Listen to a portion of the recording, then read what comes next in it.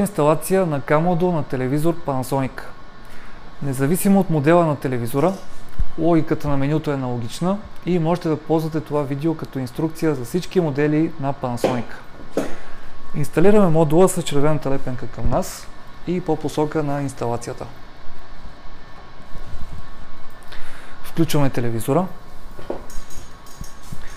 Тъй като телевизорът е смарт, може клиентът да го настрои, например, с Netflix и YouTube. Има два варианта да направим настройката на сателита през Cam-модула.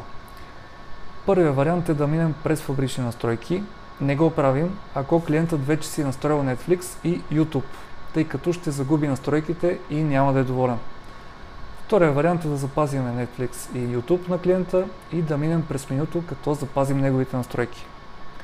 В случай избираме първия вариант, връщаме телевизора в фабрични настройки. Това става от менюто на телевизора, като го достъпваме от бутона меню на дистанционното. Оттам избираме настройки, стрелка надясно. Оттам отиваме надолу, като избираме последната настройка, начални настройки. Избираме OK бутона, но тук трябва да знаем пин кода за анулиране на настройките на телевизора. В случая 4 единички. Избираме OK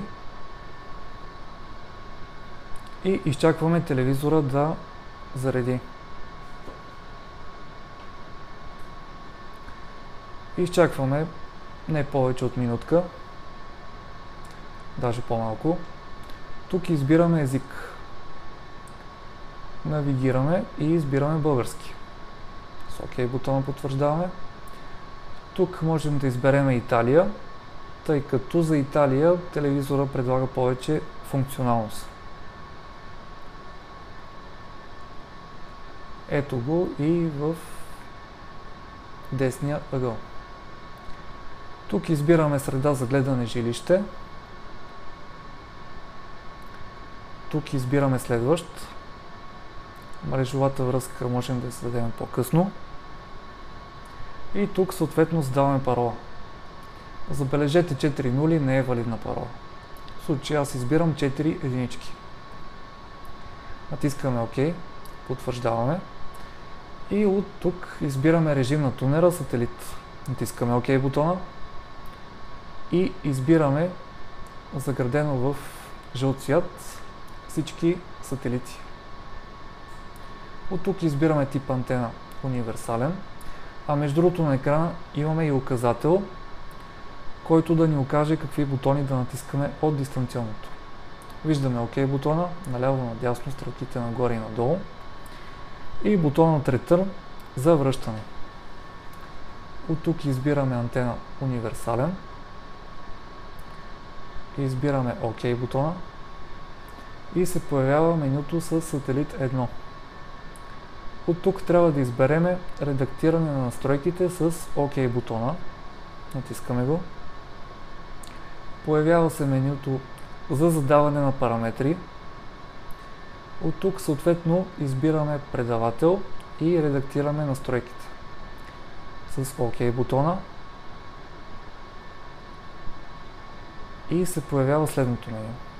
От тук избираме транспондер 12524, скорост на символите 30 000 и поляризация хоризонтала. Тук потвърждаваме с OK бутона, след което се връщаме с бутона Return. Тискаме го и с стрелката надясно стартираме автоматична настройка.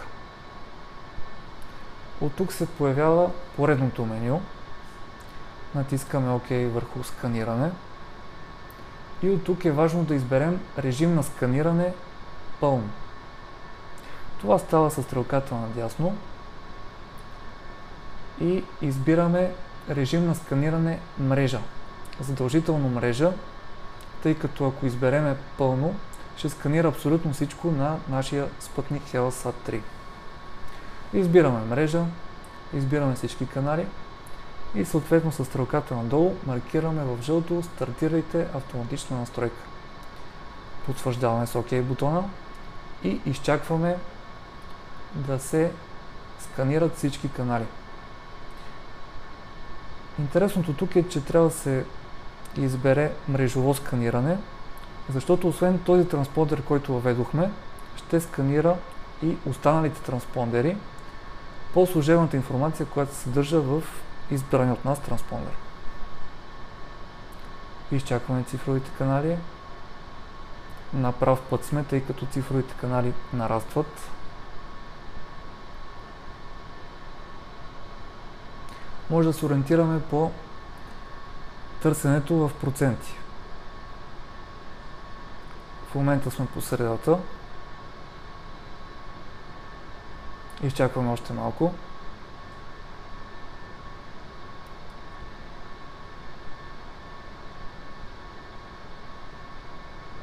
Почти сме готови.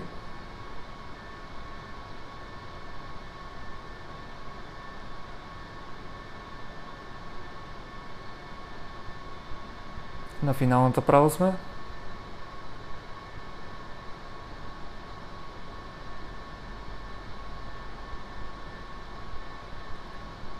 И тук натискаме OK, за да излезнем от съветника. Започваме с канал 24 Kitchen. И тук инициализация на CAM модула. Намаляваме звука. И излизаме от това меню с бутона Return. Ако искаме да сортираме каналите, избираме бутона меню от дистанционното. От тук избираме настройки, език на менюто и режим екран. Избираме субтитри, като съответно субтитрите трябва да ги включим.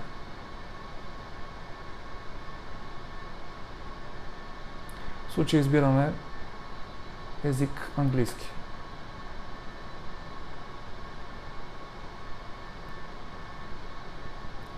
Така, излизаме и отиваме в меню TV.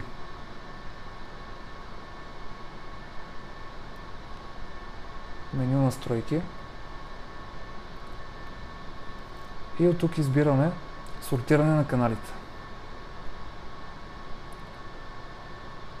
И от тук можем да преместим примерно Action+. Натискаме OK. Преместваме го в позицията, на която искаме, например на първа, и натискаме OK. Съответно той се появи на първа позиция.